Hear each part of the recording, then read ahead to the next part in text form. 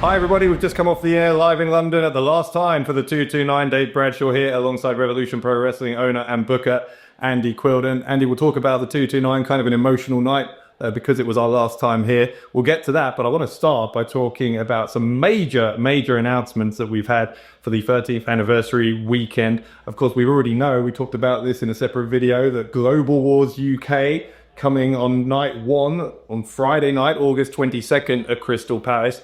Also, we had two big announcements for August 23rd, the first of which coming as a result of our main event, that 10-man Revolution tag team match. It came down to Michael Loku and Leon Slater. Leon Slater picking up the win and then challenging Oku to another one-on-one match between the two for the 13th anniversary. Yeah, I mean, it's a mouth-watering proposition, isn't it? Two of the absolute best wrestlers on the planet today, and we're privileged enough to be able to see them up close and personal right here in Revolution Pro Wrestling. And we've been privileged enough to see them compete on numerous occasions before. Obviously, we saw a glimpse of it tonight in that 10-man tag, and those exchanges were nothing short of electric. And one thing I will say about them as well is you can see it's getting a little bit more personal, the rivalry between the pair. And do you think with the success that they have, that rivalry would subside a little bit based upon the fact that you can be a little bit more relaxed, can't you, when you're being successful in your craft? And obviously, but I think with Leon Slater finding success with that X Division Championship around the same time that Mike Loku has lost the undisputed British Heavyweight Championship, that doesn't sit well with Michael Oku. But look, all you've got to do is think back to that last singles clash they had at Global Wars UK last year.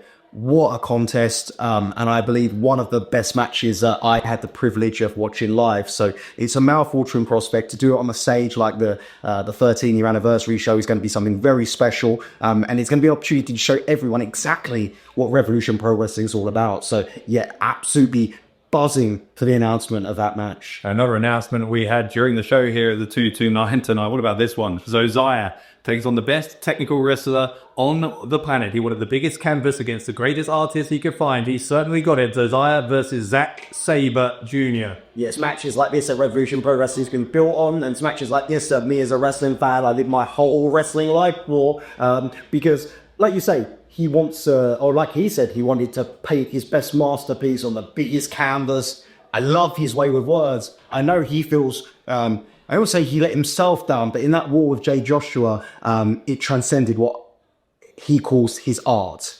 You know, he loves the art of the sport of professional wrestling, and that's not about being personal.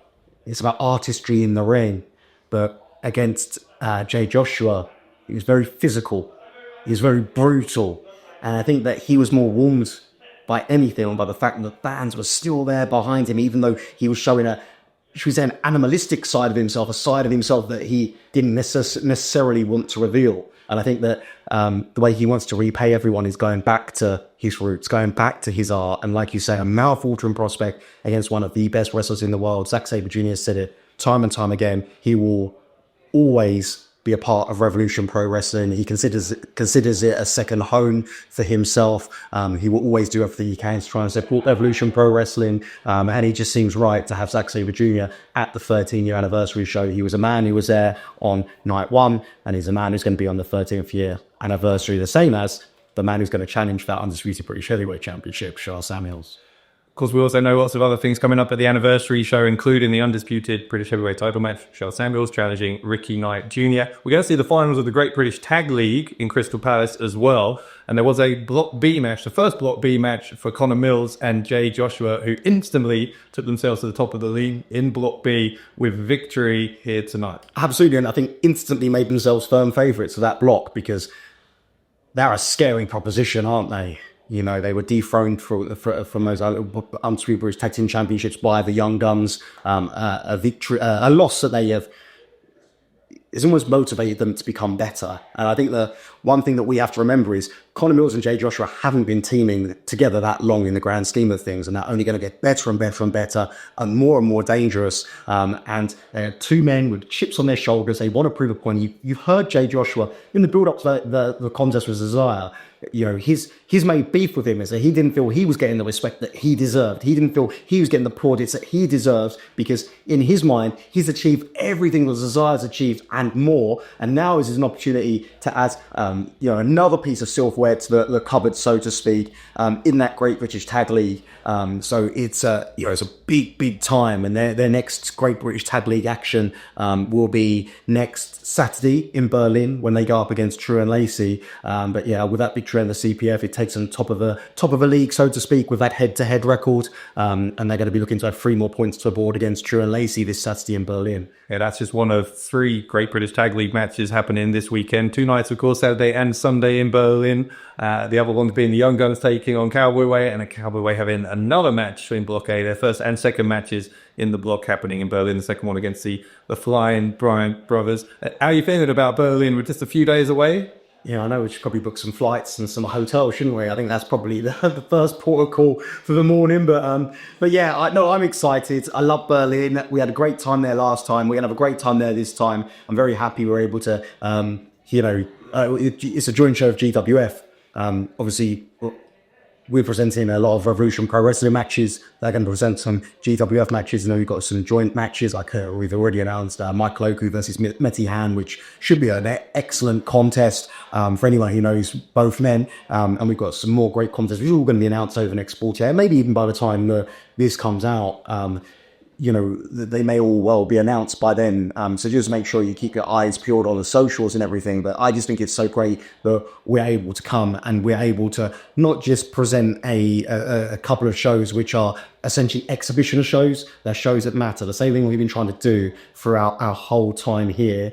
The last few years, wherever we go, whether in Sheffield, Coventry, Southampton, wherever we go, we try to make sure that every show matters, every show means something, and you're getting value for money. And this weekend in Berlin is going to be no different. Also going to be an opportunity for Michael Loku and Leon Slater to share a room together again, and it's going to be interesting to see if there's any interaction in those parts. As undisputed British heavyweight champion, Ricky Knight Jr. will also be appearing in Berlin as well. But I think there's 14 guys from Rev Pro coming along. It's going to be a big couple of days in Berlin. Always excited to see the fans, hear the fans, and give them a dose of what we like to call pro wrestling at its best. Of course, after that, we're in Southampton, August 17th, the final stop on the way to the 13-year anniversary, which is, as we've said, 22nd, 23rd of August, that weekend with Global Wars UK as well. Now, of course, the Crystal Palace. After that, our next show will be our next live in London. It's going to be Saturday, 6th of September at our new venue, which is Porchester Hall, just 10 minutes down the road from where we are here in the 229. What are your thoughts going to Portchester Hall, and also any reminiscences you want to share from the time we've had at the 229? Yeah, look, I think it's kind of bittersweet, It's sad because we have made a home in the 229 and we didn't get a lot of notice. It was kind of 6 weeks notice in terms of, 2 shows, to find a new home. I'm very relieved and pleased we were able to find a new home. It was just last month that, I was talking about the pressures, the struggles of trying to find somewhere else for us to go. The big positive coming out of it, obviously, is it gives us room to grow. Like you think about gardening. I've been doing some gardening with my son lately, and you think about gardening, right? The only way a plant can grow is if you put it in a bigger pot. So that's exactly what we're going to be doing. How's that for a metaphor for you? But, that's exactly what we're going to be doing when we go to a Porchester Hall. It's a bigger venue, and it gives us room to grow. We get the same numbers we get at 229. That's great. Obviously, it's not great because the venue's a lot more expensive, but, it'd be great if we can just carry across what we've got, but then use that as a platform to grow. And that's what I want to be able to do here. I want to be able to continue to grow. I want to get bigger and bigger and bigger. And this gives us the opportunity to do just that. We're taking this whole thing very seriously. We're going to up production levels, and we're going to up the focus. And we're just going to keep doing the only thing we know how to do, which is just keep marching forward, keep moving forward, and use this as a positive, not a negative. Because throughout the years, there's been so many things which could be deemed as a negative. We've been able to turn it around and use it as a positive. We have to go into this with a glass half full mentality, and that's exactly what we're doing. So it's an exciting time for us. It's an exciting time to kickstart the 14th year of Revolution Pro Wrestling. Already, like I said to you last week, I think I'm already thinking about the 14-year anniversary show as well. And then we're already pushing ahead, making plans. We're going to make stuff happen. And that's what I love. And as far as memories from the 229, there's so many, probably too many to choose from. But, you know, I can't ever be bitter about the 229 because in my mind, they kind of saved Revolution Pro Wrestlers when we were coming back from COVID. We obviously used to run our monthly shows at London Cockpit. We used to sell out every month. We used to bring a different clientele to the London Cockpit. You know, people who didn't know what the theatre was, and it was great. But obviously, it had its constraints in terms of a lot smaller venue than the 229. Obviously, you've been able to grow since coming to the 229. We had to put a smaller ring in there. And the atmosphere was very different. And it is a different atmosphere. I'm not saying it's a bad atmosphere, it's a good atmosphere, but it's a different atmosphere. And I think 229 is very different in terms of, again, it's almost up people's passion for what we're doing. And I just remember, so the Cockpit, so we came back, we come back at half capacity. But it wasn't a half capacity, so the Cockpit, we could fit 190 people in, right? And everyone's crammed in on top of the action. But then when we came back at half capacity, it wasn't half capacity because of the way you had to do it. There's certain numbers of people in groups. So really, if everyone came in groups of 4, we could get to half capacity, or 6. I think it's groups of 6 we could go up to. We could do half capacity. But then if people came on their own, then that took one person coming on their own would take the space of 3 people, right? So it was very tough, right? So I think the first show back we did with 75 people, we lost a lot of money, but we had to do it. And the reason we had to do it was because I said, if we don't come back now, when are we ever going to come back? You know, and I think I underestimated people's resilience, because you have to remember, and you take yourself back to that time, it was a time when there was a sense of trepidation. People didn't know whether live events were ever going to come back. The thought of being amongst crowds of people, let alone for something as silly, as wonderful as professional wrestling, you know, we didn't even know if it was going to be possible, right? So we just had to come back. We had to do something because we already had to move. You know, at the start, our goalposts were moving time and time and time again. And then it got to a point where we kind of resigned ourselves to the fact that we weren't going to be able to come back when we want to, but we're going to come back at whenever it was, right? July 4th, I think it was, Independence Day was supposed to be. And then it was like, oh, by the way, it's actually moved back a month. And it's like, do we cancel again, or do we just go ahead and do what we can do? And that's what we did. We went ahead and did what we could do. And I'm glad we did, because it gave us confidence in kind of getting back to events properly, right? And then we never looked back. But then the thing was, the Cockpit were more hesitant than our other buildings to kind of get back to running full capacity shows, and wanted us to continue to run at half capacity.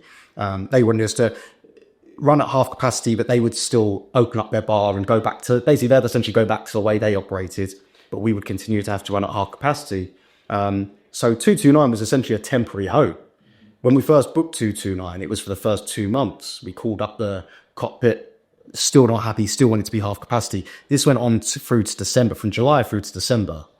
And then it was like, oh, now I think there was another strain, Omicron or something, or maybe even February. I remember. And it just kept going on and on and on. And the 229 was so good with us, and we were packing it out, and they were so good with us. And basically it went on so far that it was just like, we've got a new home here. This is our new home, right? We can fit more people in. They're so good to us. You know, they want us here, you know, and that's basically it, right? And I just remember some of those early 229 shows, the passion was there a lot because we weren't taking it for granted. Now we take it for granted. You know, I said we've run, so since we come over, so I think 48 shows, but we've run it for 229. And I think that people have taken a lot of it now for granted, but when we first came back, it wasn't taken for granted, and that's what made it so special. But again, I know I'm aware I'm going on and on and on, but I think my main feeling for me is we've seen some of the best wrestlers in the world at the 229. Minoru Suzuki wrestled at the 229. Who remembers, like, Will Ospreay had many great matches here at the 229. Who remembers a match with Will and the late great Matt Kurt, you know, right here at the 229. Just so many, you know, huge matches. You know, we've seen New Japan stars, Yota Tsuji, Shota Umino have kind of come through here. And we've seen the best wrestlers in the UK as well. And it's just been it's just been fantastic. It's been an absolute pleasure. Each and every time I come here, it's an easy show for us. That's one of the daunting things about going to a new home as well, especially one which requires a lot more work. Is that 229 has become an easy show for us because we know it. We know it every single month. We come in, we did our thing, and bosh, we're away, right? But now it's going to be unfamiliar territory, but we're looking forward to making a new home. And like they say, going all guns blazing. But yeah, it's been great. It's been honestly, it's been an absolute blast here at the 229. And I'm privileged to have been able to run so many shows here in front of so many great fans. And like I say, it's been an absolute blast. And I think that the fans have just been so passionate, so loud, so supportive. We ran a show here on 2 weeks' notice once when everyone had COVID, and we're like, we want to get some stuff in before we get to the short call show, but a lot of the guys are kind of out. Let's put a show with 2 weeks' notice. We did it. People came. We made it happen. It was exciting, and I love being excited about professional wrestling, and that's exactly what we're going to be come September 6th, Saturday, September 6th at Porchester Hall and beyond. Obviously, there's no promises about tomorrow when we talk about the Porchester Hall. We have to make that first one a success, and that's down to us. It's down to everyone watching at home. We need to make that a success, and then that will enable us to keep doing this monthly in London, and just keep getting excited about the future, keep building, keep growing. And like I say, right now where we're at, Summer of Red Pro, there's nothing like it. And it's just going to heat up, starting next week in Berlin and on to Southampton show, the final show before the big shows at the Crystal Palace National Sports Centre. And that's what it's all about, isn't it? And we want to create more of those big moments. And to do that, we've got to keep plugging away bit by bit, piece by piece, like by like, subscriber by subscriber. Well, yeah, we look back on this, but we move forward. We will starting with Berlin this weekend. I'll let you go book some flights. Andy, thanks as always for joining us. And we'll see you again soon here on the Red Pro YouTube channel.